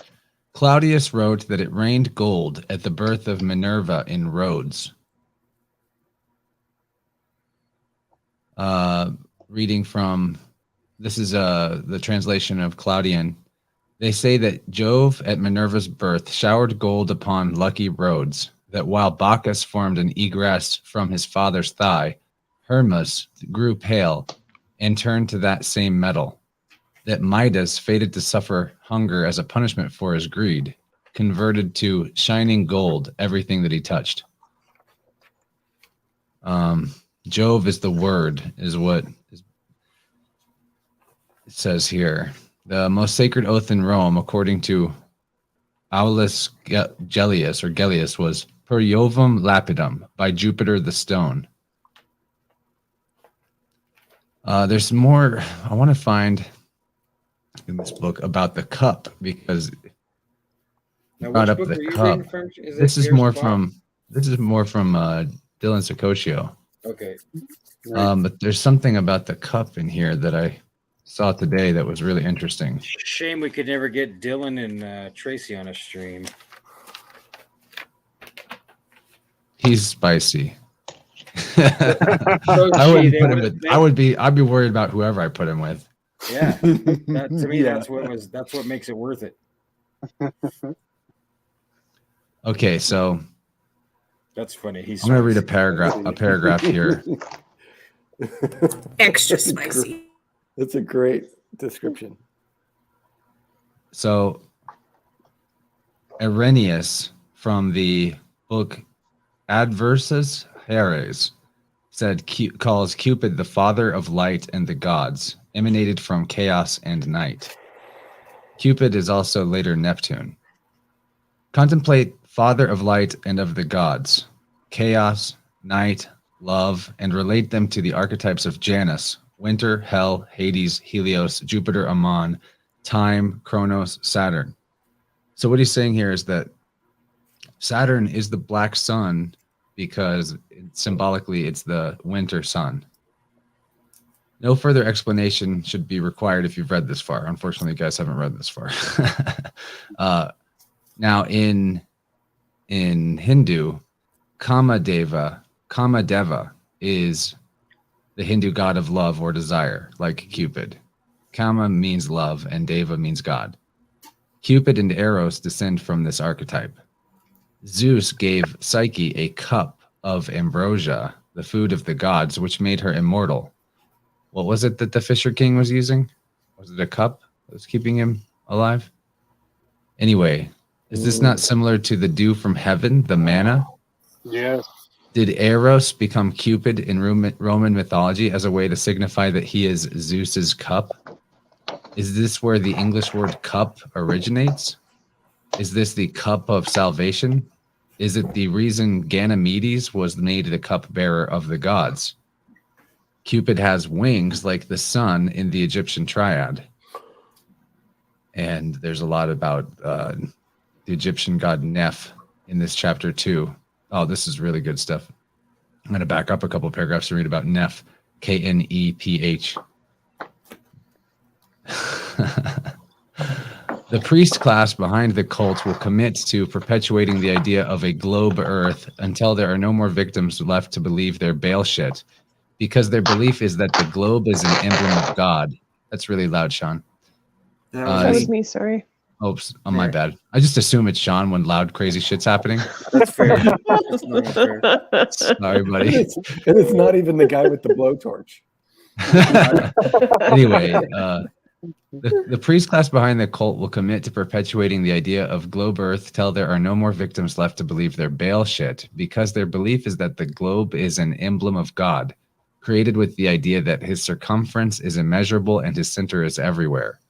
This system of belief comes from the Egyptian triad, which is made up of the globe, the serpent, and the wing. The serpent is a symbol for God's wisdom and eternity. The wing is a symbol of the spirit or the air. This globe symbolism was preserved in the swaddled stone. Swaddled stone. Who was swaddled? Was that Zeus, who's also known as Jew Peter, Petra, Peter, the rock? That's my addition. Swaddled stone. Also known as the globus cruciger, the cross-bearing orb, which is the wrapped globe representing the sin bearer. And so it encodes the rock, the Lord, Peter, Pater, and Petra symbolism, along with Jesus, who is the chief cornerstone. Neph, Kneph, the eternal God, represented the principle of all existence, and he is depicted in multiple ways. And Dylan doesn't say it here, but Neph is depicted as the egg with wings, oftentimes, or with the serpent. That's still pretty loud, whoever that is. Those who look at depictions of Neph and remain unable to see the correspondence, and one of the symbols of Neph would be like the orb with two snakes coming out of it. Those who look at depictions of Neph and remain unable to see the correspondence to the Egyptian triad would be profane, which comes from the Latin words pro, meaning before, and phanum, or phanum, temple, profanus, which means outside the temple, not sacred. Those who are not members of the order would indeed struggle to encode the symbolism in Malachi chapter 4, verses 1 and 2, where it says, "For behold, the day cometh that shall burn as an oven, and all the proud, yea, and all that do wickedly, shall be stubble. And the day that cometh shall burn them up, saith the Lord of hosts, that it shall leave them neither root nor branch. But unto you that fear my name shall be the Son of Righteousness, arise with healing in his wings." The sun, S-U-N, with healing in his wings. So a winged sun. That's Neph, being talked about in the Bible. Amun Neph, A-M-U-N dash Neph, turns the potter's wheel in symbolism with his foot. He molds Osiris out of clay with his hands. Does this make him the gold potter, or the hair potter, the hairy potter, the Hare Krishna? Amun Neph, or Neph with just an N, also known as Nufus, or Noob, Naub, Kanum, or Num. He is the creative power of Amen. A-M-U-N, or Amen, that's how you say it. the Spirit of God, the breath of life. According to Champollion, there is a mystic chamber in the temple of Philae near the first cataract that depicted the above with a hieroglyphic that was translated as Khnum, the creator on his wheel, molds the divine members of Osiris in the shining house of life. The Harry Potter. Hare Krishna. Neph Yeah, is the man. soul breath, the egg of the world, the cosmic egg, with wings and is depicted with serpents and stars, issuing the divine fire, Holy Spirit, life force, or creative force, which was called Ptah. The wings represent the Holy Ghost, the power of God. Amen is the guardian of wisdom and truth. I'll show you an image of the Neph from the official journal of the Ancient and Primitive Rite of Freemasonry. I'll put this on screen.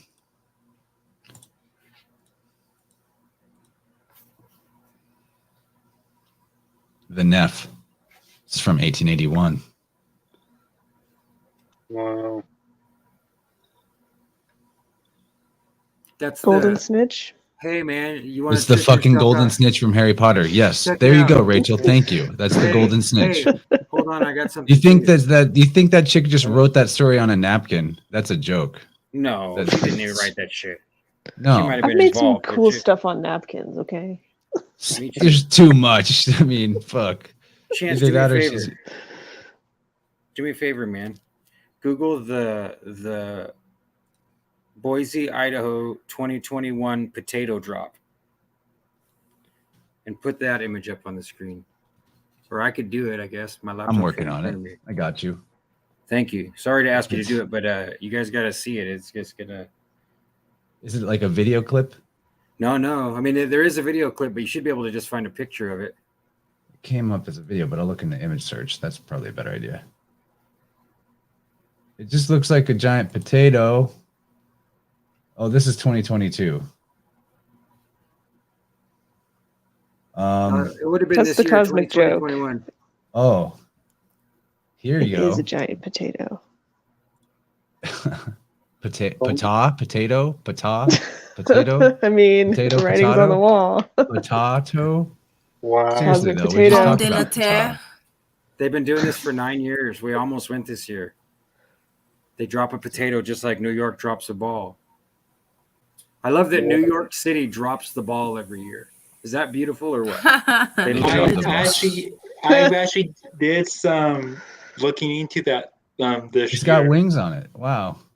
Is that I think crazy? Yeah. I wonder if that's just synchromistic, like synchronicity, but I think it is. I think that's see the way I see it is that spirits are trying to affect all these things and they're successful oftentimes.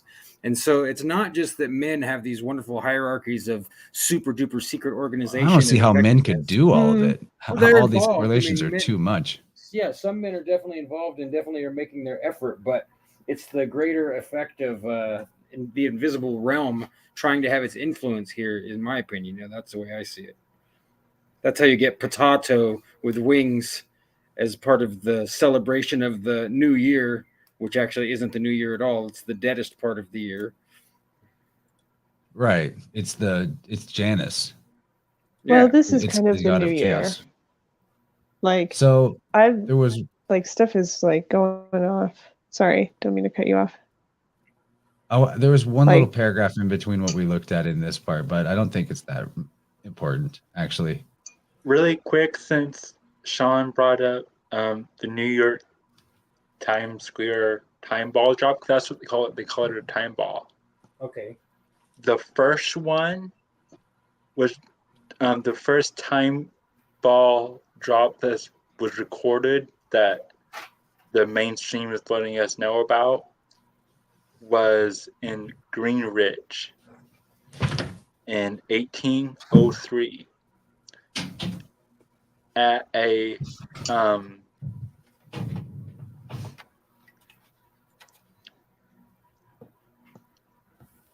like and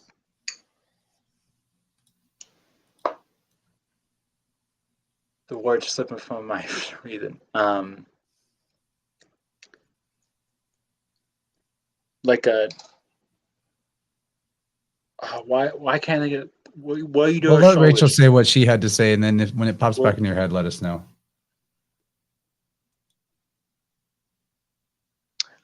I just like I've been thinking about the new year and like why we think this is the new year and all that stuff.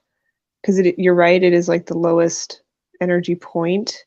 But that's when all those seeds that have been planted are germinating. And I've had like visions of like this time of year, and even though it doesn't look like there's any life and it doesn't feel like there's any energy, there's already the exact words that I heard were the eggs are opening. So there are tons of microscopic things.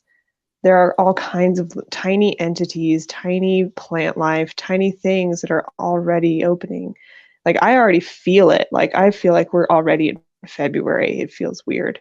But it's like, so maybe that's why in some areas this is very much a new year, because the earth is still coming back. Like it doesn't really leave. It doesn't really end. It doesn't, it's kind of a death is really funny like that.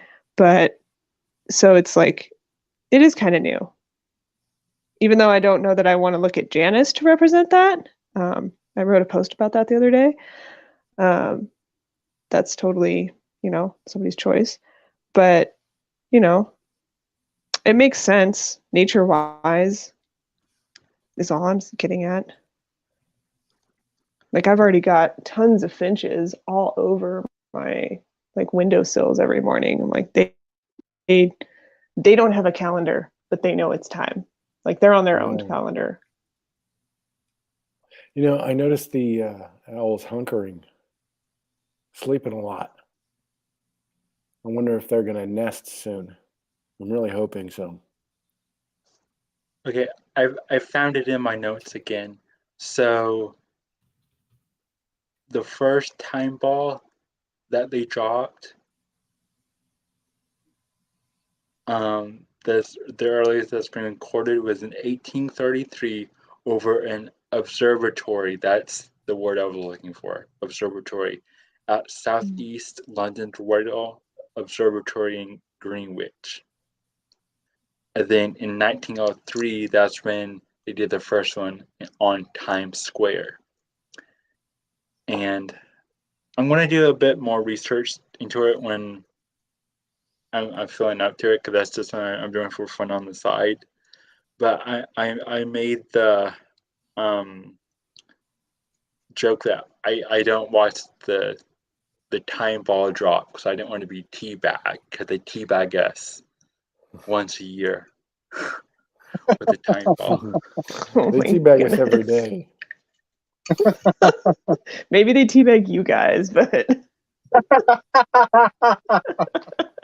I have never been teabagged, speak for yourself. other than when I played Halo online multiplayer, and that's digital, so it does not count.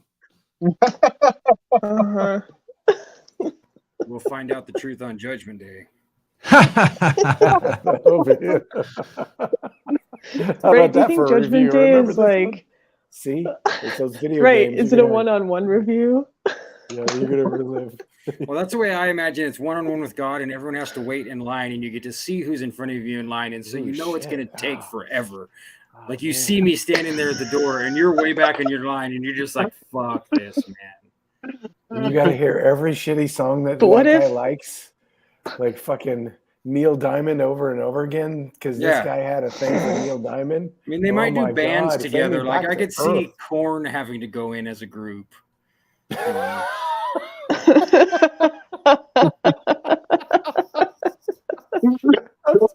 You guys are getting judged together. That's right. As a group, you are. What if it's a fucked, group man. judgment? If one of you Like fails, with an you all audience? fail. Right? Yeah. Like by jury. Yeah, it's just a room full of people judging you. That's funny.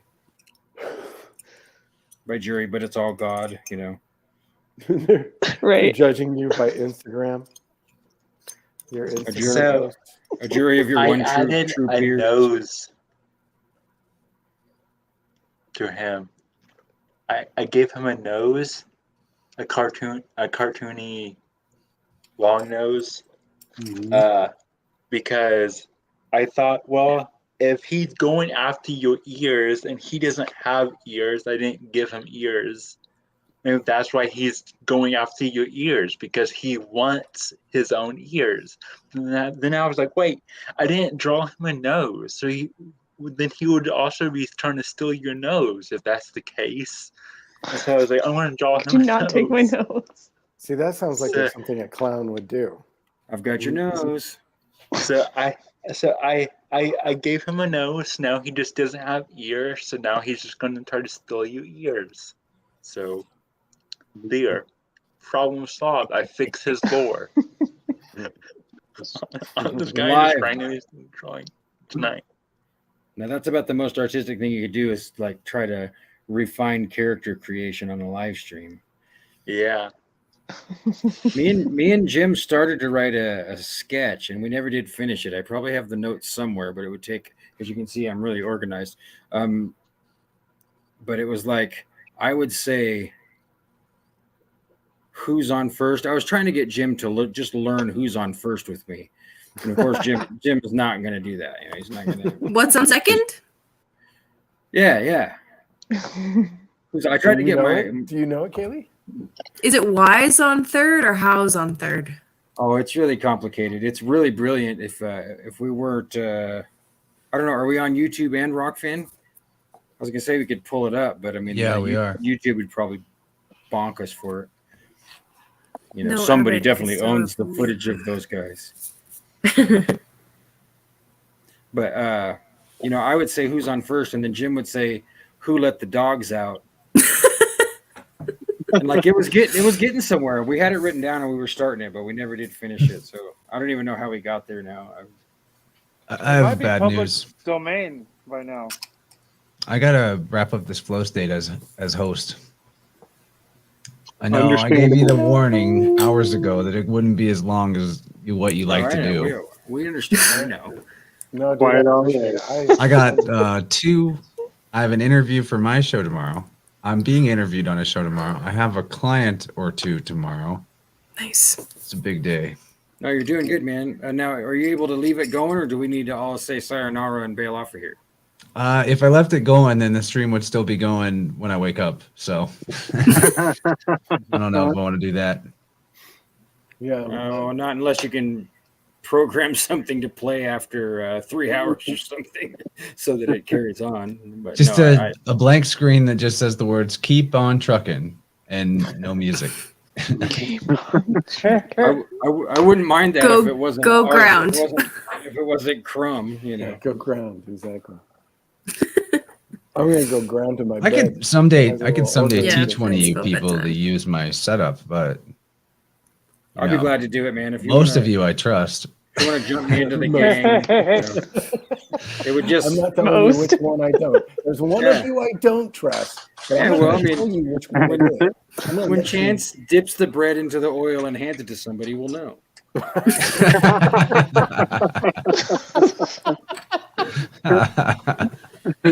I gotta say, I agree with Lindsay. Commented this on the Rockfin. I don't know if she's still watching, but because it doesn't give you timestamps on Rockfin. But Sean, your outfit is dope as fuck. I quote Lindsay, but you look really fly. Oh, thank you. The I Nike, the I hat, painted this hood. painted this hat myself. Now I'll tell you the wonderful origin story into my life of this sweatshirt. One of the painters left it behind, and the lead contractor told me to just throw it away, and it already had paint all over it. And I'm like, wait not, waste not, want not. Why would I throw it away when I can just put it in my art studio and cover my clothes that I want to keep nice with it when I'm creating art? And you look Nice. super fly, fresh. And Oh, thank yeah. you. Yes, Oh, yeah. very. I feel hella fresh all the time. So I'm glad to confirm from the outside, especially from somebody as beautiful and wonderful as Lindsay. Yeah, it really kind of brings in that, gives it that kind of Russian mafia kind of feel. I like That's that. funny that because the guy Russian- that left it here pretty much, he wasn't Russian, but he was an Eastern Suave. European guy. I get it. Yeah. They're- that Exactly. feel, I man. pretty usually much they're did. the painters and the people putting in floors. Yeah. Those are the guys. Yep. They're Those good are at the it. guys. They love that stuff. What are they Yeah. hiding in the floors? You don't want to know. That's the wrong question to ask.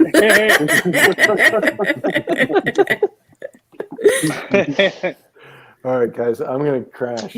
I appreciate you all. Thank you. Yeah, this Yeah, is so but- fun. It makes me want to do it on Yeah. other Good nights night. besides just Wednesday. We could, Yeah, and like exactly. I'll, Yeah, it's I'll totally, tempting. I'll totally train up if you want to train me how to run your stuff. Then Yeah, we should. We Yeah, should but do that Chance, more. when would you do your side projects? We talked Right. about this. We talked about Yeah, this. you're right. no, that's why we get the So training. many. If we create a system where Chance isn't the hub of the The wheel, conviction. we have to create a system where The Chance isn't Saturn, the my hub of the Saturn's wheel. coming out. Sorry. Yeah. I like being the hub of the wheel. I know, Responsibles. but you also Right. can practice not being the hub of the wheel so that more things can be done. You know, it's not impossible. I Delegation. know that's a tough. If Aries learns to delegate, they become superhuman because they're the supreme initiator, but they don't have the follow through. I wasn't going to You make it gotta- that obvious. I'm not saying you that gotta my team mother up. was Aries and raised all 5 of us by herself or anything. You gotta team up with the Capricorn, okay? Oh yeah, the Capricorn's There you really go, good there at you that shit. Yeah. Now, wait, I know, but I'd who rather lives get fast? I'd rather get all crazy with air signs and fire signs. Be the champion, all-time flower sniffing champion. that meme corrects me. Jim, that's looking real nice over there, buddy. Dude, Yeah. how That's, cool is that? That's how it's, God, I just it's gonna Wow. look. should Wow. can I That's say the really A artist true name? I think it's master. bad That idea, is a Jim. true master at work. Yeah. I feel like I'm watching Leonardo da Vinci or Michelangelo or something Jim's way better artist than those guys. with the hat and everything. Yes. There you go, Sean. I agree. They would look at Jim's had a life thing work for and just be dicks. like, "Whoa, how'd you do this?" Hey, before we go, remember the brain horns the other night with Jim? yeah. How could I forget? 2 for 2. I want to clip that out. That was so awesomely crazy. Yeah, Like I 3 think years later, Jim hit it 2 for 2 on predicting cards on screen. Dude, that blows Like- me away. That Like was Jim, Did if you I see were that, you, Jamie? I would retire now. I would say nope. I don't try to call Never cards. do this again. I want to psychic, draw another that's card it. for him. He's distracted though. One of these She's days, I'm gonna casually hit him again. psychic. Yeah. don't be fooled by Jim's I'm telling you, casual dude. demeanor. He is under the fucking gun right now. If he's standing there that late at night welding that shit up. There's a whole bunch of those things around. I don't know if I want to say the artist name on stream or not, but those are beautiful. Coyote, isn't it a coyote, Jim? Yeah, I think that's what he Coyote, said. yes. Yeah, it's a coyote. You can say her name, I guess. If you want. Mary Sheminko Hinckley, is that right? She's an amazing artist. She had us do something really insane. She had us mold a cardboard box to put next to the one of these is installed on the streets of Portland or someplace, and she sent us a cardboard box, and it was probably the hardest thing we've ever molded in a way. We actually sent it away to It was someone else. beautiful. And then he made a mold that was good, but it was kind of counterintuitive too because he laminated it together weird. But yeah, that was a trip. It was a trip. I didn't trying make to that pour mold wax. actually. No, I know we sent it off to dude, and then when we got it back, we were like, "Why did Yeah, he?" yeah. You know, inside baseball now, but why would you glue the mother mold to the actual mold? It's not It had a something. vacuum lock Yeah, it was a trip. when you try to take it apart. Really? Yeah, recreating that- a cardboard we put so much box in work into wax this box. is weird. And you could see every little detail of texture. Like the parts where the tape was, it was shiny on the wax. And then I want to see like the soft cardboard texture. down there. They're beautiful. Good night, flow staters. Thank you so much, Jim. We appreciate you, brother. We appreciate you. Much Hey, love, thank you for everybody. doing You this, guys. Chance. Good night. Yeah, Good night. yeah. We'll figure it out so that you're not always on point, bro. Oh, I'm not usually. Like Jim is great at it. All right, peace out. All right. Peace, everybody.